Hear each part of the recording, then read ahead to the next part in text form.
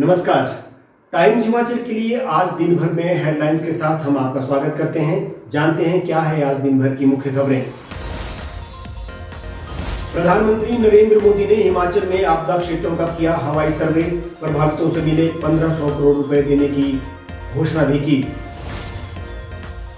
लोक निर्माण मंत्री विक्रमादित्य सिंह ने कहा, अभी भी हिमाचल की सड़कें अवरुद्ध, हालात सामान्य होने के लिए किए जा रहे हैं प्रयास।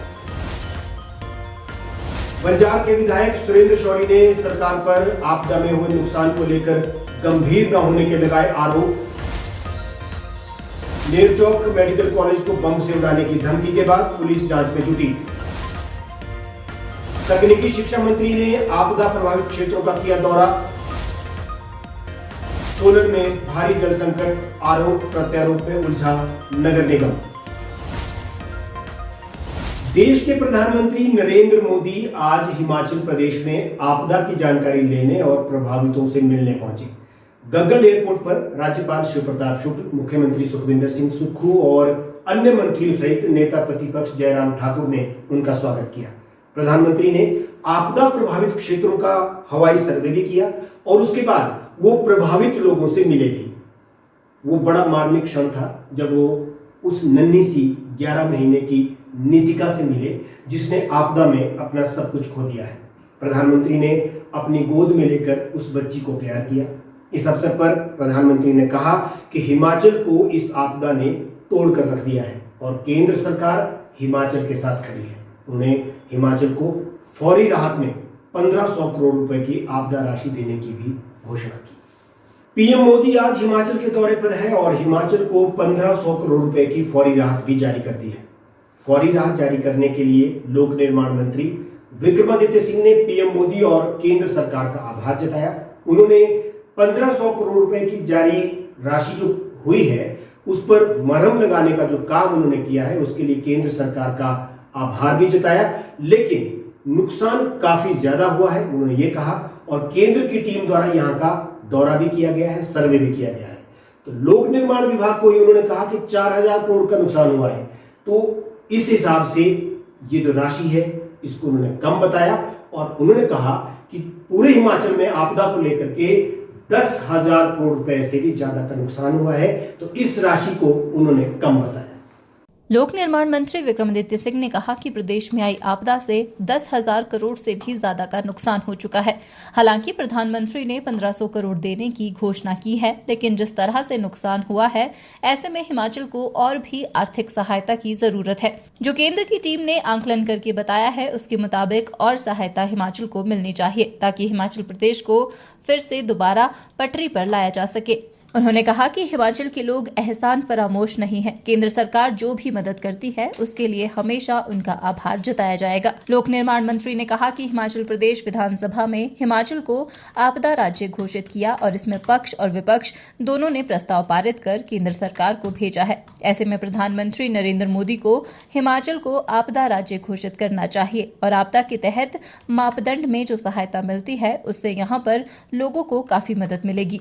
प्रधानमंत्री जी का हिमाचल आना बहुत महत्वपूर्ण था। उन्होंने आज एक पैकेज की घोषणा भी करी है, जो मुझे अभी जानकारी प्राप्त हुई है कि करीबन 1500 करोड़ रुपए का उन्होंने पैकेज प्रदेश के लिए दिया है।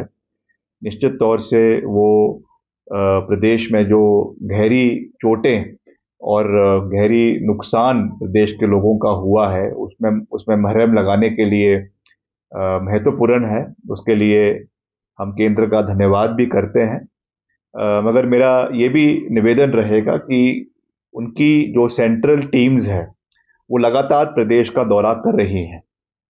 वो चंबा में भी गई है, कुल्लू में भी गई है और इलाकों में भी गई है और उन्होंने एक बाकायदा असेसमेंट प्रदेश में हुए नुकसान का किया है, जो आंकड़ों के साथ है, वेल डॉक्यूमेंटेड है। हमारी बेस्ट डायमंड रिंग डिजाइन्स। लड़की देखने गए थे तो पहली बार में पसंद कर ली थी। और दिखाइए। इनकी तरह गारंटी के साथ आती तो हाँ कर लेता। Happy anniversary. सबसे अनमोल मुस्कान खिलती है सिर्फ हीरो से। सजाइए अपने खास पल, वर्मा ज्वेलर्स। बरसात से हुए नुकसान का जायजा लेने के लिए तकनीकी शिक्षा मंत्री राजेश धर्माणी ने पीडब्ल्यूडी और आईपीएच विभाग के अधिकारियों के साथ प्रभावित क्षेत्रों का निरीक्षण किया। मंत्री ने मौके पर मौजूद अधिकारियों से बातचीत कर कार्यों की प्रगति की जानकारी भी ली और उन्होंने ये भी कहा कि जनता को किसी भी प्रकार की असुविधा ना हो, इसके लिए विभागीय अधिकारियों को युद्ध स्तर पर कार्य करने के आदेश दिए गए हैं। तकनीकी शिक्षा मंत्री राजेश धर्माणी ने साफ किया कि बरसात से प्रभावित सड़कों और पेयजल योजनाओं की मरम्मत व बहाली कार्यों में कोई ढिलाई बर्दाश्त नहीं की जाएगी। राजेश धर्माणी ने बताया कि इन कार्यों के लिए वित्तीय प्रबंध भी किया गया है ताकि जरूरी बहाली कार्यों में बाधा न आए और लोगों को राहत मिल सके।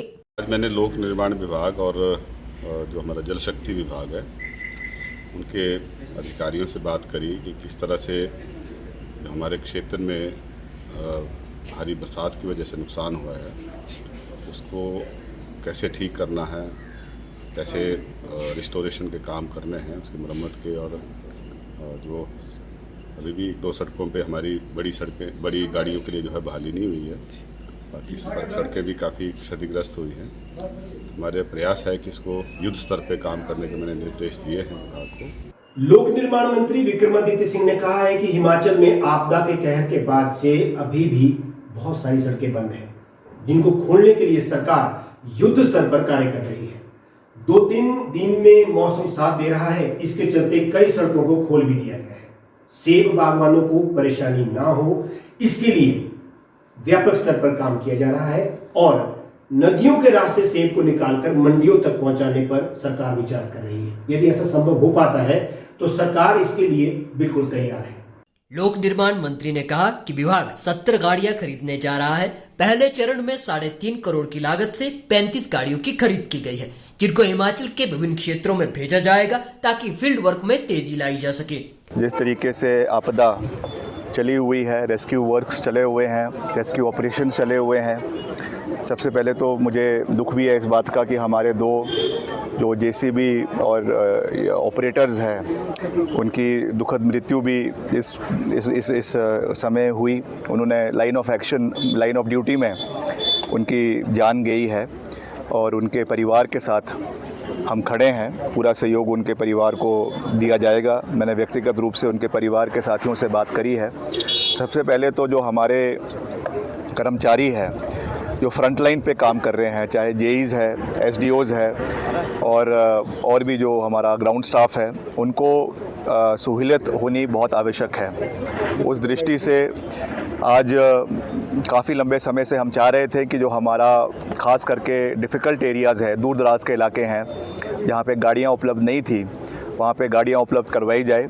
तो वैसे तो हमारा जो प्रपोज़ल है वो करीबन 70 गाड़ियाँ ख़रीदने का है, मगर पहले चरण में हमने 35 गाड़ियाँ पीडब्ल्यूडी डिपार्टमेंट ने खरीदी है। धर्मपुर के विधायक के धरने पर बैठने के सवाल पर विक्रमादित्य सिंह ने कहा कि उनकी मांगे जायज है।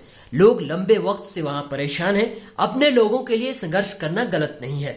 NHAI से लोगों को परेशानियों का सामना करना पड़ रहा है। ऐसे में सभी को अपनी बात रखने का लोकतंत्र में अधिकार है। अभी उनसे बात करी है फ़ोन के ऊपर और मैंने उनसे निवेदन किया है कि लोकतांत्रिक प्रणाली में सभी को अपना बात रखने का अधिकार है। तो मैं उस पर ज़्यादा नहीं कहना चाहता हूं, क्योंकि बतौर विधायक वो उनका अधिकार क्षेत्र है कि वो जो है किसी भी मुद्दे के ऊपर अपने लोगों के लिए अनशन पे या विरोध जो है वो प्रकट कर सकते हैं। That is his constitutional right.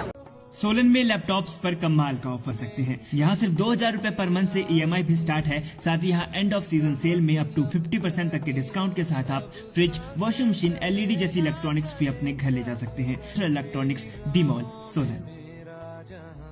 Banjar विधानसभा क्षेत्र के विधायक सुरेंद्र शौरी ने प्रदेश सरकार और प्रशासन पर गंभीर आरोप लगाते हुए कहा है कि राज्य आपदा की भयंकर मार झेल रहा है, लेकिन सरकार की संवेदनहीनता और लापरवाही के कारण आम जनता को राहत नहीं मिल पा रही है।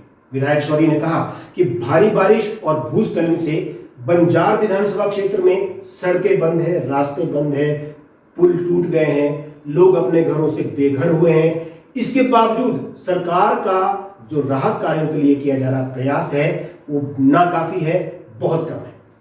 विधायक सुरेंद्र शौरी ने आरोप लगाया कि प्रशासनिक अमला सिर्फ कागजी कार्यवाही में व्यस्त है और जमीनी स्तर पर पीड़ित लोगों को सहायता नहीं मिल पा रही। जब जनता त्राहिमाम कर रही है तब सरकार और प्रशासन का ये रवैया बेहद दुर्भाग्यपूर्ण है।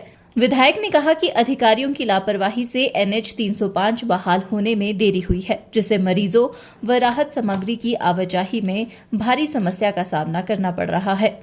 कोई मंत्री बंजार का दौरा क्यों नहीं कर रहा है? ऐसी हालात के अंदर भी धरातल की सच्चाई को जानने का प्रयास क्यों नहीं किया जा रहा है?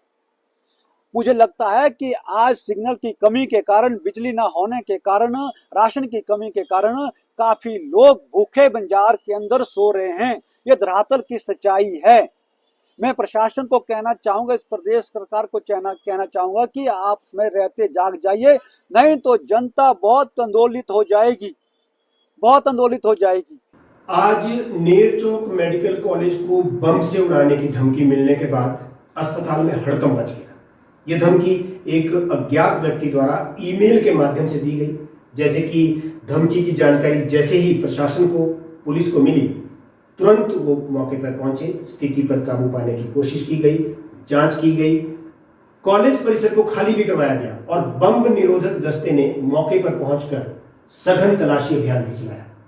ऐसी ही धमकियों भरे मेल पिछले दिनों हमारे शिमला में जो न्यायालय है, चाहे वो हाई कोर्ट है या डिस्ट्रिक्ट कोर्ट है, उसको भी मिली थी। और इसके साथ साथ शिमला के जो निजी स्कूल है, उन बड़े बड़े स्कूलों को भी बम से उड़ाने की इस प्रकार की धमकियां मिल चुकी है।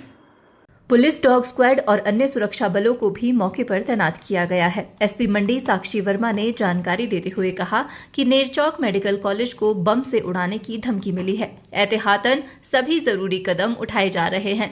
फिलहाल स्थिति नियंत्रण में है और जांच जारी है। अभी तक कोई संदिग्ध वस्तु नहीं मिली है। बॉम्ब स्क्वाड जो है हमारा वो डिप्लॉय कर दिया गया है। एडिशनल बॉम्ब स्क्वाड भी रिक्विजिशन किया हुआ है जो पहुंचने वाला है। तो first priority is to sanitize the building, जहाँ पर वो पेशेंट्स हैं जो बाहर नहीं जा सकते हैं। तो ये जहाँ हम खड़े हैं ये वही बिल्डिंग है जहाँ पे इमरजेंसी और IPD सर्विसेज चल रही हैं।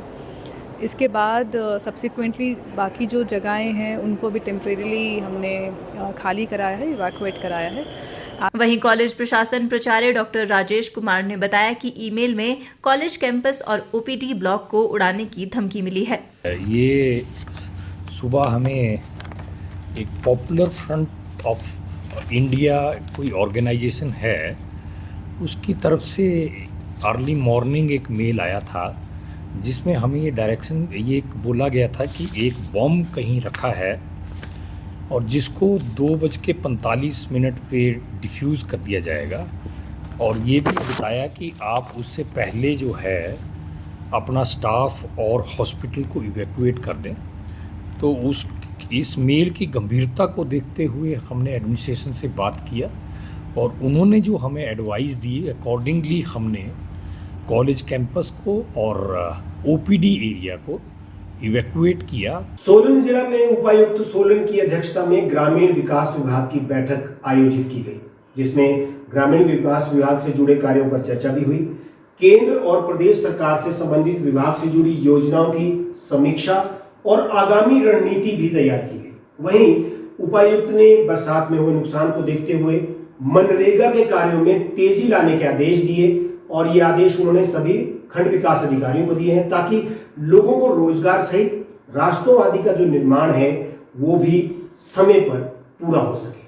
हमारे संवाददाता से बात करते हुए उपायुक्त सोलन मनमोहन शर्मा ने बताया कि ग्रामीण विकास से जुड़ी केंद्र व प्रदेश सरकार की योजनाओं की समीक्षा की गई, जिसमें प्रधानमंत्री आवास योजना, स्वच्छ भारत मिशन सहित कई योजनाएं आती हैं।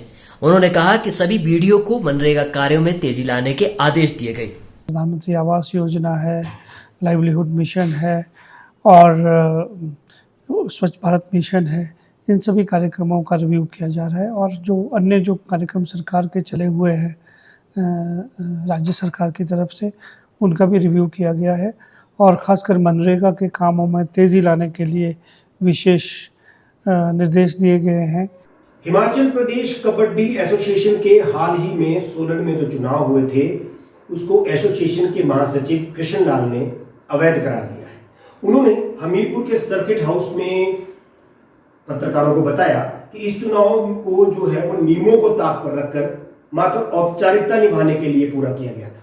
महासचिव कृष्णलाल का कहना है कि प्रदेश में भारी बरसात के कारण जो आपदा आई हुई है, उसके कारण बहुत सारे प्रतिनिधि सोलन पहुंच ही नहीं पाए और उनके वहां ना पहुंचने के बाद भी चुनाव प्रक्रिया को दरकिनार कर कार्यकारिणी बनाई गई है, जो अवैध है। एसोसिएशन के महासचिव कृष्णलाल ने कहा कि बारिश के कारण जगह जगह सड़कें टूटी हुई है, जिस कारण प्रतिनिधियों के सोलन न पहुंच पाने को लेकर लगातार कॉल आ रहे हैं। इसलिए चुनाव स्थल पर जाने से पहले सोलन में प्रदेश प्रधान व अन्य पदाधिकारियों के साथ बातचीत की गई। उन्होंने कहा कि एसोसिएशन का महासचिव होने के नाते हर जिला से प्राकृतिक आपदा के कारण डेलीगेट्स के न पहुंच पाने के कारण उन्होंने चुनाव स्थगित करने की सूचना AKFI सहित सभी जगह भेज दी। कृष्णलाल ने कहा कि प्रदेश के सभी जिलों का प्रतिनिधित्व होने पर ही एसोसिएशन का चुनाव नियमानुसार किया जाएगा, जिसकी सूचना बाद में दे दी जाएगी। 12 जिला में से हम 5 जिला पहुंचे थे वहाँ, और जो 7 जिले थे उनका कोई भी डेलीगेट वहां नहीं पहुंचा, ना उनके पास कोई डॉक्यूमेंट्स थे। और जो उन्होंने एक कागजों में एक बैठाए थे लोग, मैंने उनसे एक डिमांड करी कि मेरे को जो डेलीगेट आए हैं उनको थोड़ा सा अलग बैठाइए। अजर्बरों से मैंने कहा, दोनों अजर्बर, एक ओलंपिक से आया था प्रताप सिंह जी और एक AKFI से आया था अश्विनी कुमार जी। मैंने उनको कहा कि भाई जो डेलीगेट हैं उनको अलग से बैठाइए, मैं जानना चाहता हूं कि डेलीगेट कौन है। मैं इनको शक्ल से भी नहीं पहचानता हूं, क्योंकि 7 जिलों में जो थे इलेक्शन फ्रॉडी हुए, कागजों में हुए थे। तो जब मैंने ये बात कही उनको, तो उन्होंने मेरी बात पे कोई ध्यान नहीं दिया और वो हार निकाले और एक दूसरे को पहनाने लगे। और मैंने जैसे ही वो इस प्रक्रिया उन्होंने शुरू करी, मैं बाहर निकल गया, क्योंकि ये आपदा के दौरान जो है इलेक्शन नहीं हुआ और डॉक्यूमेंट्स पूरे कंप्लीट नहीं है। इस दौरान कबड्डी एसोसिएशन हमीरपुर के महासचिव पूर्ण सिंह कटोच भी मौजूद रहे। सोलन में एक लंबे समय से जल संकट बरकरार है। यहाँ पर लोगों को 8 से 9 दिन पानी दिया जा रहा है। वहीं इसको लेकर भाजपा पार्षद द्वारा साक्षरता अभियान चलाया गया, जिस पर नगर निगम की महापौर उषा शर्मा ने कहा कि इस आपदा की घड़ी में भी भाजपा पार्षद राजनीति करने से बाज नहीं आ रहे हैं। नगर निगम सोलन की महापौर ने बताया कि जल शक्ति विभाग से उन्हें समुचित पानी की आपूर्ति नहीं मिल रही है, जिस वजह से सोलन के अंदर ये जल संकट पैदा हुआ है। नगर निगम सोलन की महापौर उषा शर्मा ने भाजपा पर राजनीति करने के आरोप लगाए। उन्होंने कहा कि भाजपा पार्षदों को चाहिए कि उनको मिलकर इसका हल ढूंढना चाहिए, न कि लोगों के बीच जाकर अफवाहें फैलानी चाहिए। महापौर उषा शर्मा ने बताया कि उन्हें 50 से 60 हजार लाख लीटर पानी की आपूर्ति हो रही है, लेकिन उनकी आवश्यकता 90 लाख लीटर की है, जिस वजह से अब वे 8 से 9 दिन बाद पानी की आपूर्ति दे रही है। सिल्ट आने की वजह से जल शक्ति विभाग द्वारा हमें पानी की आपूर्ति 50 से 60 लाख लीटर की हो रही है, जिसकी वजह से हम पानी की सप्लाई जो पहले हम चौथे दिन देते थे, उससे हम बढ़ाकर 7वें और 8वें दिन हर एक वार्ड में दे रहे हैं। लेकिन इसके बावजूद आपने देखा होगा कि इतना लंबा टाइम हो चुका है, पिछले दिनों से ये प्रॉब्लम चल रही है। बीजेपी वाला कोई भी एक यहाँ पार्षद नहीं आया, हमसे इस बारे में कभी कोई चर्चा नहीं की कि सोलन के लोगों को पानी की प्रॉब्लम हो रही है। इसमें भी ये राजनीति कर रहे हैं। सोलन के बाईपास पर स्थित एक्सिस बैंक के ATM में जुब्बल के रहने वाले राजेंद्र का ATM कार्ड बदलकर छात्रों ने उनके यूको बैंक का जो खाता है उससे 80,000 रुपए निकाल लिए। राजेंद्र चंडीगढ़ सेब लेकर जा रहे थे और सोलन में अपनी बहन के घर कुछ देर आराम करने के लिए रुके थे। राजेंद्र ने बताया कि उन्होंने ATM से 2,000 रुपए निकालने की कोशिश की, तभी 2 युवकों ने उन्हें ट्रांजैक्शन पूरा ना होने की बात कहकर बातों में उलझा लिया और उनका ATM कार्ड बदल दिया। छात्रों ने उनका पासवर्ड भी पढ़ लिया और उनके खाते से 80,000 रुपए निकाल लिए। ऑनलाइन ठगी के साथ साथ शातिर अब ATM में घुसकर इस प्रकार की ठगी को अंजाम दे रहे हैं।